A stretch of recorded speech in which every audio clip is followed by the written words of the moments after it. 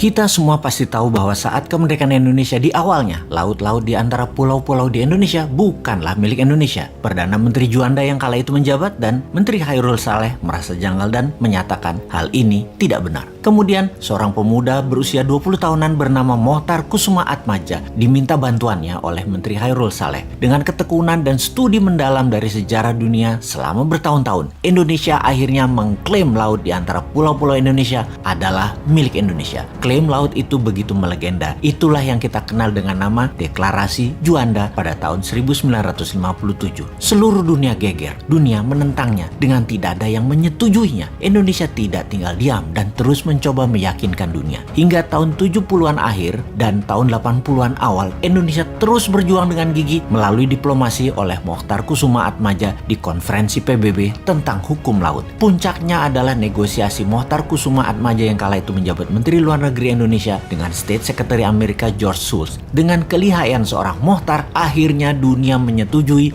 bahwa Indonesia adalah negara kepulauan dan laut di antara pulau-pulau adalah laut milik Indonesia. Semua itu tertera dalam putusan Konvensi Hukum Laut UNCLOS atau United Nations Convention on the Law of the Sea. Waktu berjalan hingga lebih 30 tahun saat ini, di mana baru-baru ini seorang pakar hukum laut Profesor Myron Norquist menyatakan dulu ada seorang Indonesia yang bernama Mohtar. Ketika dia bicara, semua orang bergetar. Salut dan respek kita untuk pahlawan maritim Indonesia, Bapak Mohtar Kusumaatmadja. Kemudian kita harus bagaimana? Ketika nanti Newmind mendapat mandat, perjuangan Pak Mohtar Kusumaatmadja akan kita lanjutkan dengan lobi tingkat dunia. Deklarasi Juanda dilanjutkan dengan Deklarasi Daulat Maritim, di mana seluruh kapal baik komersial, kapal pribadi maupun militer yang melewati laut di tengah pulau-pulau Indonesia, terutama kapal niaga, harus bayar asuransi. Asuransi senilai 0,5% dari nilai barang yang diangkut. Ketika telah membayar pajak, ada bendera dinaikkan di ujung tiang kapal tersebut, semacam materai yang artinya sudah taat bayar cukai asuransi Indonesia. Dunia akan marah, ya iyalah, tapi kita harus bisa bagi-bagi permen. Kita harus pandai berbagi. Singapura dan Malaysia misalnya dapat 5-10%. Amerika dan Tiongkok dapat 10-20%. Indonesia ya tetap dapat 60-70%. Inilah misi Indonesia baru yang akan membuat Indonesia berdaulat. Semua itu berbeda dengan yang menjabat saat ini. Konsep bernegara yang tidak bergantung uang asing seperti yang dikerjakan pejabat penuh prestasi yang katanya adalah pejabat satu-satunya yang paling pinter urusan keuangan,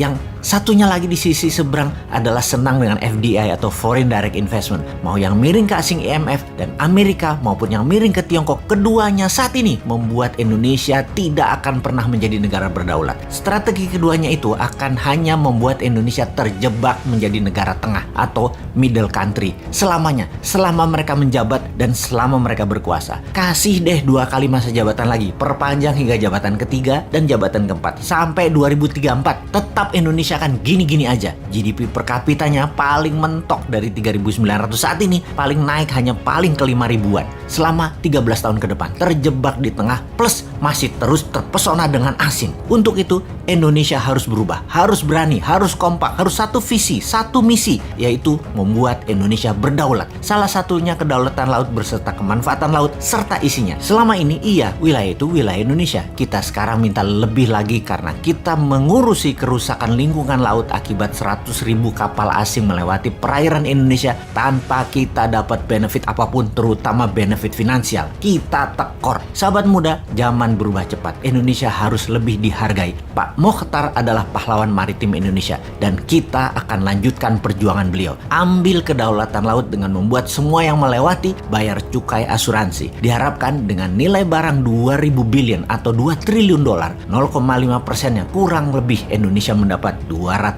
triliunan rupiah per tahunnya. Lumayanlah buat nyicilin hutang pejabat lama yang bisanya ngutang dengan etalase membangun pakai dana asing plus dilengkapi pasukan media buzzer sebagai alat pembenaran agar terlihat sukses. Intinya semua yang dikerjakan sekarang yang penting jadi sohor dan populer. Hutang kan yang bayar Newmind nantinya.